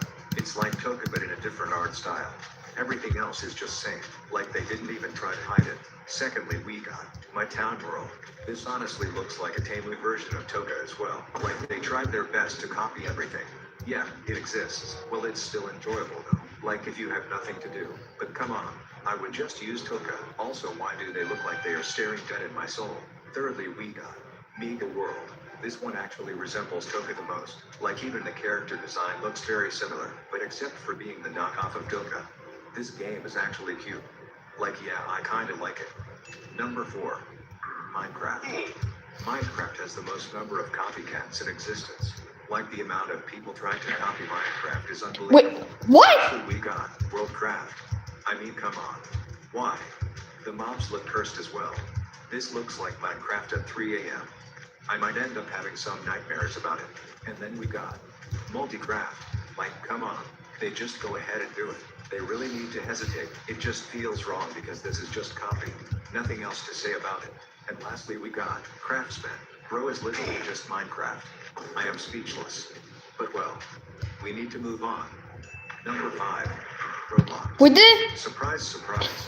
Roblox isn't really safe either. Wait, did they pack? Even Roblox Wait, is a rip-off of their own. did they try to make it like this? Like, if you go on, if you have water, boom, you get no damage. Like, what? We have some good number of games though, which surprised me a little. I don't know why this exists, since people will just play Roblox anyway. I honestly didn't realize World has so many rip-offs. I have no idea. Kids shows are usually fun, cute, and harmless, like they are supposed to make. Yeah, woman face from Angry Virus. That their episodes literally got banned. And trust me, the reason for the bans are quite shocking. Today we are looking at some weirdest banned kids show episodes. Number 1, Peppa Pig, Spider episode. Let's start with Peppa Pig. It's a very innocent kids show. Like it's way too innocent that they had to ban this episode. In this episode, George finds a spider in the sink, but instead of being freaked out, Peppa and George treats the spider like a pet. They play with it, they talk with it, and even gives it a house to live in. This is really cute honestly, but here's the problem. In countries like Australia, spiders are not cute. They are even dangerous. So parents everywhere freaked out. saying the episode was teaching kids to play with spiders in real life. Because of that, the episode was banned from TV in some countries like Australia. Number 2, Pokemon, Porygon episode. Now this one was very unfortunate. The episode started off as a normal classic Pokemon episode. Everything was going fine. But suddenly at a scene, Pikachu uses Thunderbolt on Team Rocket, which caused intense flashing on the screen. Like rapid bright flashing. The flashing was so intense that viewers experienced dizziness, headaches, and even had seizures while watching it. Because of that incident, the episode was banned worldwide and has never been re-aired again. Sad part is, all of the blame was put on Porygon. As a result, this Pokemon was banned from the anime. Number 3, Pingu, Pingu's Dream episode. This episode is from a show called Pingu. It starts normally. Everything was normal. Until Pingu goes to sleep. Suddenly he starts dreaming that his bed is acting weird. It literally walks off on its own. I mean, I would also be freaked out if my bed just walked off. But that wasn't the reason for the ban. After a while, Pingu starts to dream about a walrus. It looked terrifying. Poor Pingu was creeped out way too much. And it wasn't really friendly towards Pingu. The walrus even started to eat the mattress. Like, come on. Eventually, while walking away from Monster, Pingu slips and falls, and wakes up. It ends with Pingu's mother comforting him. They really had to make that walrus unnecessarily creepy. Well, later, this episode got banned for giving kids nightmares. Number 4, Mickey Mouse, Mad Doctor episode. This episode of Mickey Mouse was meant to be funny, but it ended up becoming the most scariest episode in kids show. At start, Mickey's dog Pluto gets kidnapped by a mad scientist. Mickey goes after them, but he ended up getting trapped in a haunted lab with skeletons. There he experiences some scary stuff. The whole episode was Mickey suffering, running, surviving. It was way too dark. Eventually Mickey wakes up, revealing it was a dream.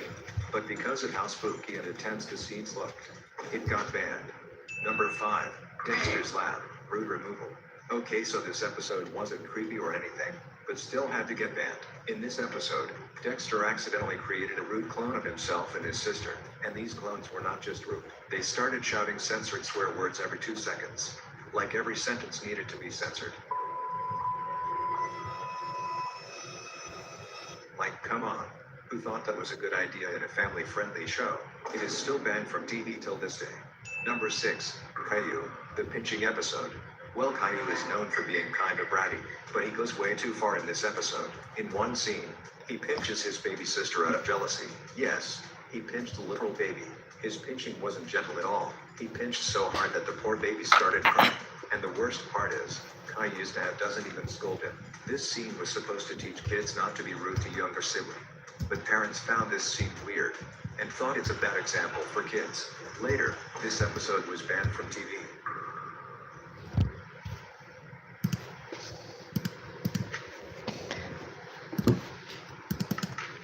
Some people always say, old times were the best. I mean, I don't disagree. Some old kids shows are really good, but some old kids shows, they are actually really weird. Today we will look into some of the most weirdest old kids shows that gave me nightmares. Number 1, Lazy Town. Lazy Town is a show from 2004. At first glance, Lazy Town looked like a fun show for kids. Bright colors, sports, songs. But the more you look, the stranger it gets. According to some theories on the internet, Lazy Town was actually a shelter. The world already ended. The population was gone. Only few survivors were the people of Lazy Town. The person called Robbie Rotten tried his best to keep the humanity safe inside Lazy Town. He would even disguise himself as different people to make people believe there's a lot of population left in the world. There was a scene where they showed a glimpse of outside. There was nothing outside the town. That explains why the kids in the town had no parents. There was Stephanie. She was the only one who saw through it all. Her plan was to stop this delusion. She wanted to stop Robbie Rotten from lying to everyone and make people active and strong. This is why they sort of had a rivalry. She and Sporticus tried to make the kids active so they could face the truth. The visual looked weird too, like way too unreal, like a fever dream. Number 2, Courage the Cowardly Dog. Courage the Cowardly Dog is kind of a horror kids show from 1999. It seems like a show about a dog protecting his owners from evil monsters, but according to a theory on the internet, everything happening on the show was actually from the dog's point of view. Courage was always surrounded by strange creatures, aliens, and monsters, but in reality there were no monsters at all. Everything we saw was how Courage perceived the world. Since dogs can't understand human language, all strangers looked terrifying to him. That explains why every episode had some creepy, twisted-looking visitor. He thought his owners are getting harmed by them, while in reality, they are probably just neighbors or relatives. But then again, why he was living in the middle of nowhere? It was because his owners were actually too old. They wouldn't take him far from home, so he felt like he was living in the middle of nowhere. This theory is just crazy. Number 3. Shappies. The Shappies is a show from 2002. The characters of the show looks weird as heck. It was about a bunch of shape-like toys who lived inside a toy box in a kid's bedroom. They were freed by something called the Mirror Man, and since then, they've been protecting the bedroom from random evil threats. It kind of feels like a low-budget Toy Story. According to a theory on the internet, the entire show is just a 5-year-old kid's imagination. The toy box, the Mirror Man, the battles to save the bedroom, all of it happening inside a kid's mind while the kid is playing. Honestly, that does sound like something most of us imagined as kids. It's a silly show, like nothing serious about it. Although the character Don't worry, you're about to watch the final episode of Battle for Dream Island Elsewhere at 5 p.m. tucked in baby sentences like this. Ubi car? Huh? Oh, Ubi car? That's it. That's the whole show. I mean, sure, maybe it's funny for toddlers, or maybe it's even normal for them. But for anyone older, imagine turning on TV and seeing hands or having a conversation. No. Number 5. Don't hug me, I'm scared. At first, it looks like a normal puppet-based kids show. Colorful songs, fun lessons, and so on. But suddenly, out of nowhere, everything becomes dark. The music becomes weird. The characters starts panicking, and the fun lesson isn't really fun anymore. Many people say it's a satire of those fun puppets kids shows. It's like Sesame Street at 3 a.m.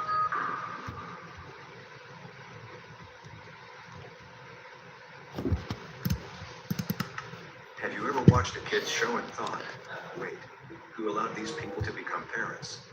Because come on, some of these parents are worse than villains. Like, why are they so evil? Today I will talk about some of the most weirdest parents in kids shows. This really made me kind of sad. Number 1. Horrid Henry's Parents. Horrid Henry is a famous kids show. It features Henry and his brother Peter. Now, according to the show, Henry is the horrid one, while Peter is the perfect angel. So their parents always praise Peter and yell at Henry. But if you actually look closely, Henry isn't even that bad. He just wants to enjoy his hobbies. He has a passion for music, comics, being creative. But instead of supporting him, his parents shut him down every time.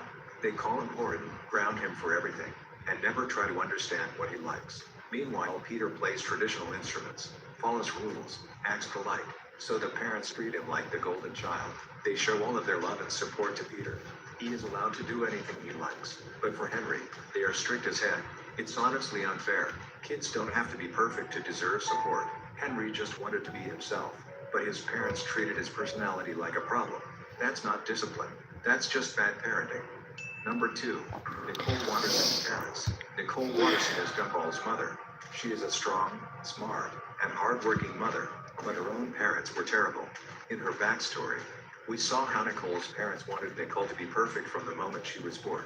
They pushed her to be perfect every second. Nicole spent her whole childhood trying to be appreciated. She literally did everything.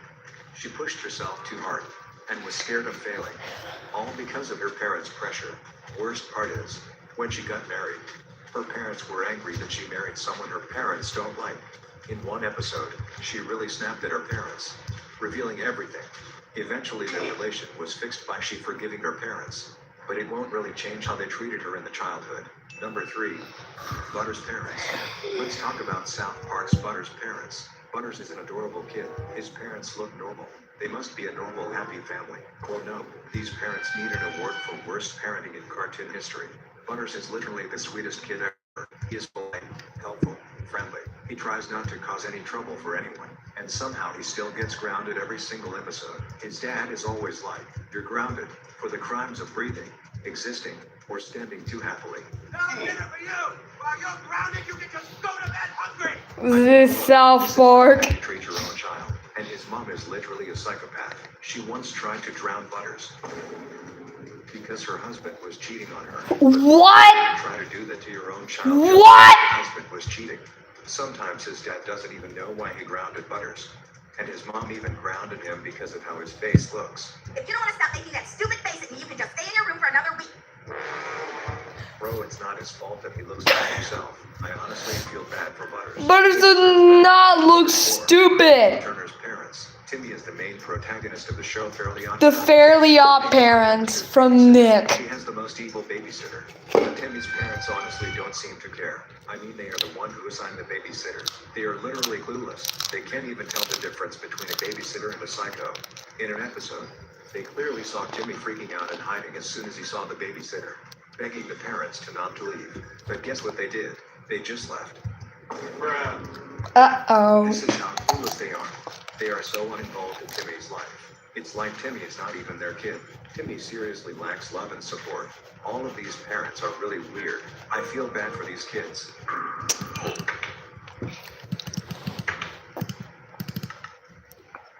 Kids' toys are BFDIE 10 is in 5 minutes. some innocent toys, right? Like what could go so wrong with some harmless kids' toys? Well, a lot.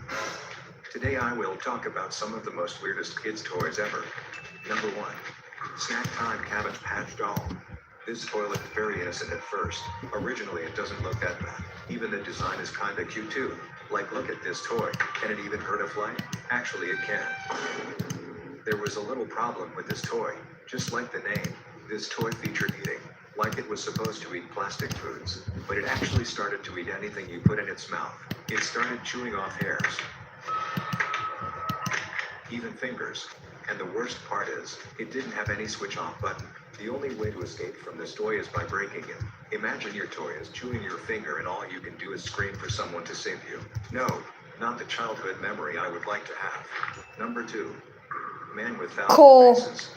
Originally this toy was meant to be like an OC creating toy, and there was a bunch of options to customize it, like bunch of accessories. But the character itself looked creepy, like it stares dead in my soul. And any character you create with it ends up looking very, very cursed. This It's novel- day 84. If you see them on the street, like I would never want to have this toy ever. It looks like a doll that is spying on you. Number 3. Video Barbie Girl. Speaking of spying on you, meet Video Barbie Girl.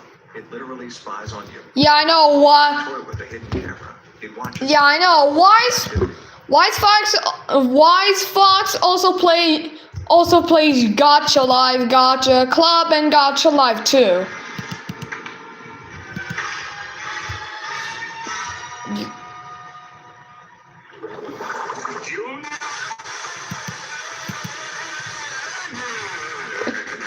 4 hours of AI sponge rehydrated stroke.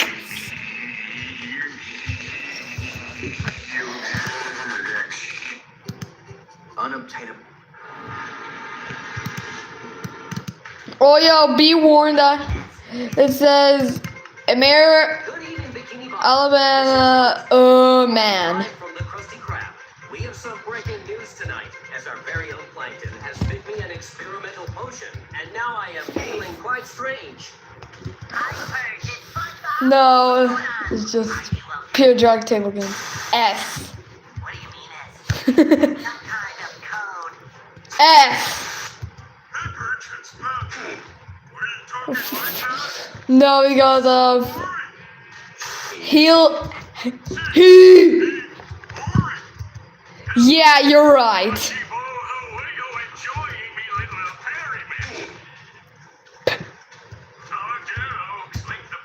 Oh dear. What the heck?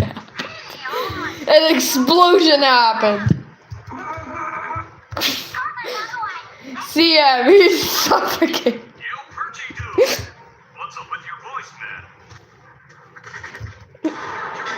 HG, he's having a seizure.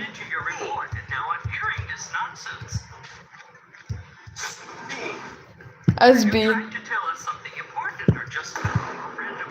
Why? There's so many explosions. Beak. Hold up, Perche. I heard you're having some technical difficulties. Fee. That's not a technical difficulty. That's just plain Iron. Oh, Perky boy, have a mic. Perchy boy, not Perky boy. Properly, Lord. Ag. Don't waste your still shiny. Nah. Hey, Perch, what's with all this science talk? It's making my head hurt. Oh. Why they call it the elemental potion? Because it turns people into goldfish brains. Hey, we need to find a way to reverse this potion. Maybe Sandy can help us out with her scientific knowledge.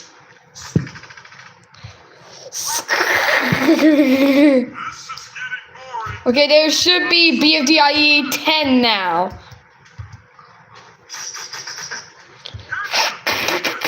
like a disease. Get away from me.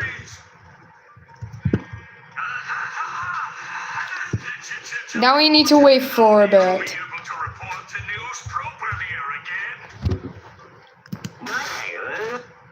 Included when Dawson hated to I am also subscribed to Jack and Jelly, so I won't miss anything. And I think I found an antidote for your condition, Perky.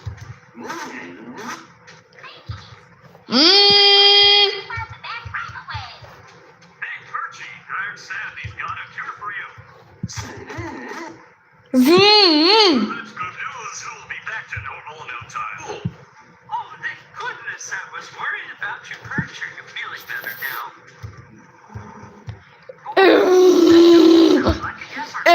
Alright, Perchy boy. Let's get back to reporting the news properly now. Oh. Trying to say, Did the antidote work, Perchy? Oh, yes, this works fine. Looks like your little experiment failed, Plankton. Better luck next time.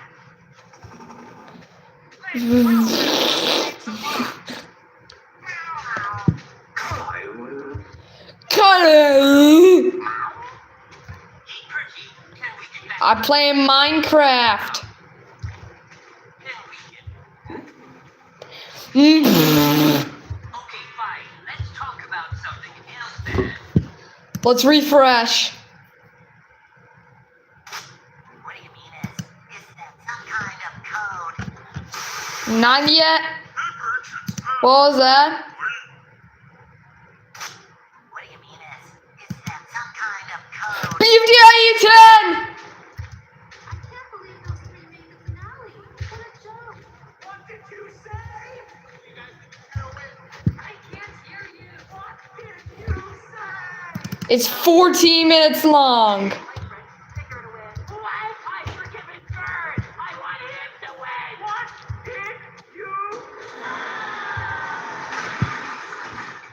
Whoa, we're free, finally! Announcer, what's the final contest? You're screaming right into my ear. Hot dog. Oh, sorry. The final episode of BFDIE is here. Only one view. What are you doing? Don't And a value. Okay, I'm gonna tell ya. Hey, We'll leave when their season over. Haha. there's only one view, but 1,000 likes. Challenge of the season. Set it inside Nightmare Island. So you'll all get to vote on a contestant to receive an Wait, don't leave. hot dog. As our lowest placing contestant, you can get us started. I don't want to vote.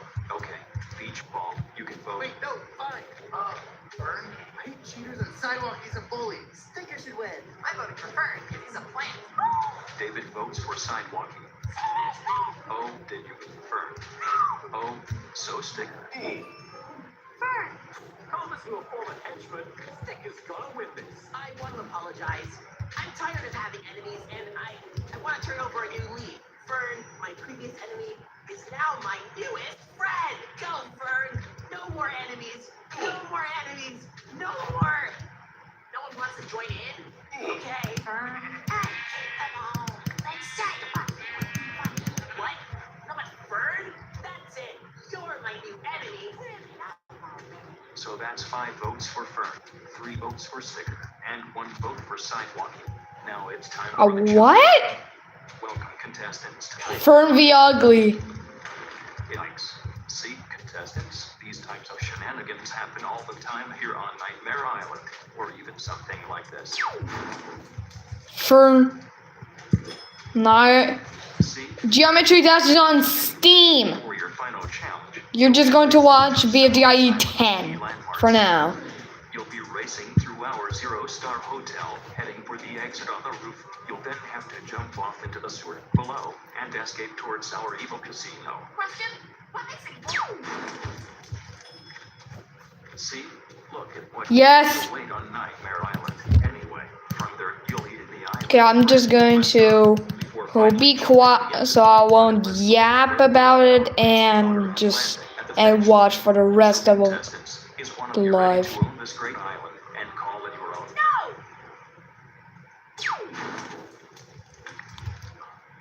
Fern is dying too many times. Go. Yeah, I also have on mobile. So well. We should do that again. Skywalker! Welcome to the first leg of the challenge, sidewalking. Why is sidewalk is so bad? It just kills Sticker. I don't know if I want to tell you. Honestly, you were quite rude back there. Are you kidding? No. To the right. No, left. What a jerk! Whatever. The nice person alliance has still got this. Sorry, Fern. I gotta win this. I'm so close. No! Get back here! Yeah, Fern is crushed. Okay, I was just kidding. You have to jump into that manhole to get to the second leg.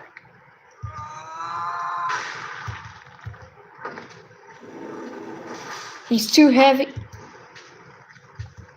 what? I thought you were a slow runner. I've been working out, and now you won't get past me. Like sticker, turn down. Announcer, can I take my vote? No. Welcome to the second. I never saw anything someone cry before. But now after 2 months, he won't fit. But what? Well, that was a quick shortcut. Yeah, Sidewalkie is going to win. For the third leg, you must get past these killer robots and into the casino restaurant. Too easy. To get to the second leg, you must jump into that manhole. Okie dokie. Dang it! To get to the second leg, you must jump into that manhole. Okay.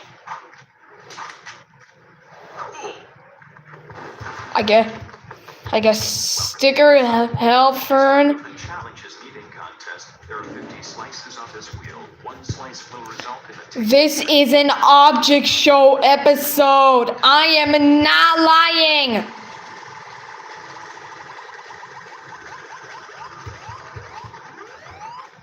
almost got it. Don't need your attitude. Now, Sidewalkie, you're going Ghost to Pet. space yourself before this.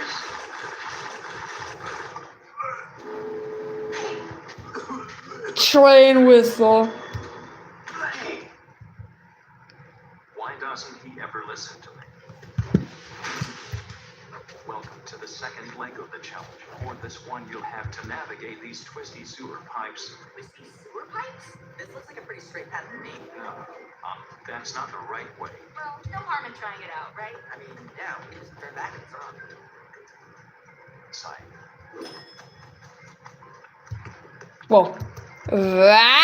Well, that was disappointing. There it is, the end! Sorry about this, buddy. Hey, you can't do that! Gotta win this! I'm so close!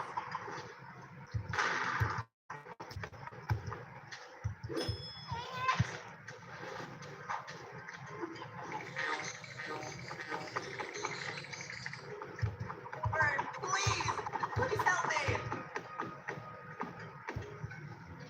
Please help, Sticker. Gotta play fair. Thanks, Fred. You saved me. And now for your reward. Yeah, that's what I call revenge. Friend dead. Here goes nothing.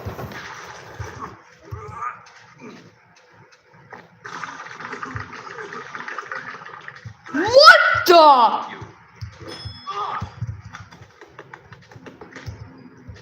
Oh, if the hotel sinks anymore, it'll lean to the side. That would be catastrophic. Yeah, sidewalking is too heavy. These killer robots and into the casino's restaurant. Killer robots? Run for your lives. For the third leg, you must get past these. Killer robots. I heard you explaining to Sticker. Run for your lives, Sticker. I really want Sticker to win. I dare. Well, I can make Fern win. Well, Sidewalky. To the map.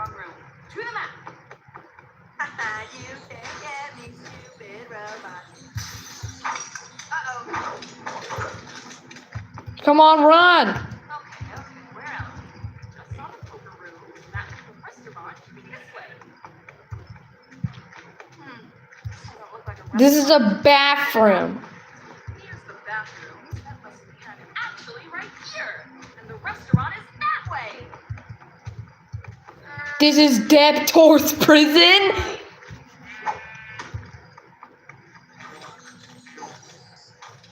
Come on, guys. You don't have to do this. Please, I want to win.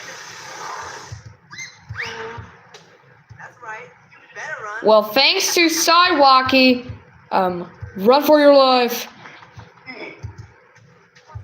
way either. This is so unfair. Hey, wait up. Wait. Welcome to the fourth leg of the challenge. You three. Ta-da! For getting the most votes from your eliminated friends, you get to skip this challenge. Yay! Spin the wheel. Good luck with that. There's no way you're gonna land on the good option. Oh! Vandalism will not be tolerated. Welcome to the final leg of our race. Whichever contestant makes it across this gorge first wins the grand prize. Aren't you gonna go first? Oh, you can go first, Sticker. I don't mind. No, seriously. After you, Fern. Not going to let you screw me over, Sticker. Well, I'm not either, Fern.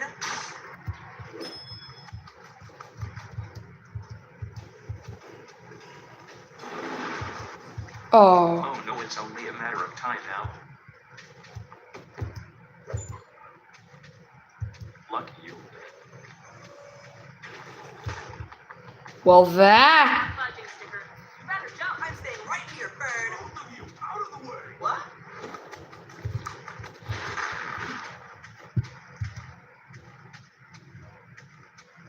Oh.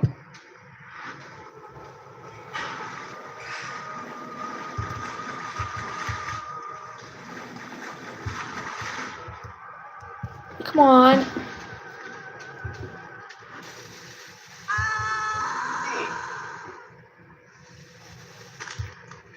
Well, congratulations, Fern. Huh?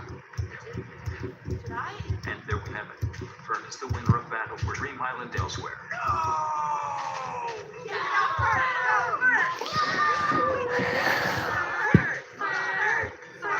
But everyone's faith in you, Fern. Except mid-challenge, when exactly that happened. Here's your grand cake, Fern. More, please. Oops, sorry, Fern. That's the only cake of its kind that'll ever exist. Perhaps if you won some sort of No. talent, you'd be able to recreate it. Oh well. Time to pick who stays in Nightmare Island. Please. We've been trapped for weeks. Of course, guys. You're free to go. Rose, David, Jammy, Cooler. You guys are all good too. Toothpaste. Wait, is it? No, my friend. Wait, is it reference from Battle for Dream Island 25? After today, I'll never see you again. So get lost. Can I go, Fern? Of course. Sticker, you're free to leave too. Look, Sidewalky, you've been a bit of a jerk, but it's a competition. I'm proud of myself for being able to take Come on on. a strong competition and win. So it's my prize for you wait, losers, you forgot about me. Same thing for me, right? Strong competition. May I leave too? Nope. Wait, no! Toothpaste! I didn't want to trap anyone in there! Announcer, undo this! Keep up. Once someone wins and those gates are closed, they're closed for good. Sorry, Fern. Toothpaste! How could you? I'm sorry, Fern. She was my enemy. I'm sure they just forgot to let me out. Right? Hey, Yeah, money suffers from the Nightmare Island forever. That's the end of the season. Thank you for the players for playing and you, the viewers, for viewing. These are your votes from throughout the season. I forgot what I was going to use them for, but please take a look. Wow. What? The person who got the most votes won in the end. How lucky is that? Goodbye. Elsewhere. Wait, David? David? Well, I guess this is the end.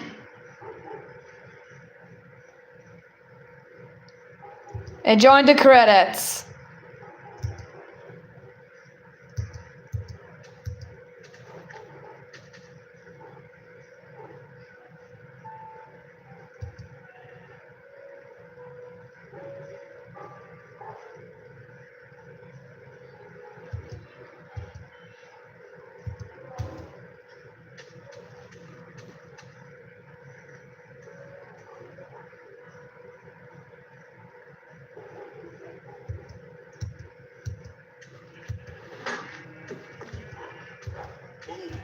Wait.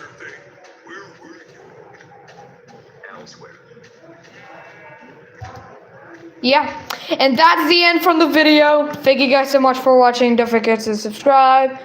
Bye bye.